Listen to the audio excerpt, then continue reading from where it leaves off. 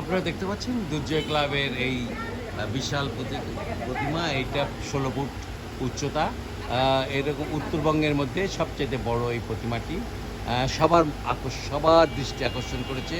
এবং আমরা দেখেছি যে সকাল থেকে অনেক লোকজন আসছে এবং তারা কিন্তু সেলফি তোলার জন্য, কারণ স্মৃতি হিসাবে রাখার জন্য তারা চেষ্টা করছে। অনেকের ভিতরেই কিন্তু সেই ব্যাপারটা রয়ে গেছে। এখানে আমরা দেখতে পাচ্ছি এই প্যান্ডেলটা অত্যন্ত সুন্দর একটি প্যান্ডেল। এই প্যান্ডেলে কিন্তু নানা ধরনের ছবি রাখা হয়েছে এবং সবগুলো ছবি ধর্মীয় ছবি। আরেকটা কথা না বললেই নয়, এখানে কিন্তু কিছু জ্ঞানের কথাও বলা হয়েছে। ছবিগুলো দেখে মনে হবে যে এগুলো বোধহয় ক্যানভাসের উপর তৈরি। আসলে ক্যানভাস নয়, এগুলো সাধারণ কাপড়ের উপর তৈরি করা হয়েছে, কিন্তু অপূর্ব এবং খুবই সুন্দর। বিশেষ করে এই যে ছবিগুলো আমরা দেখতে পাচ্ছি, এই ছবিগুলোতে আপনার এই প্যান্ডেলের আকর্ষণ যেন আরও বেড়ে গেছে।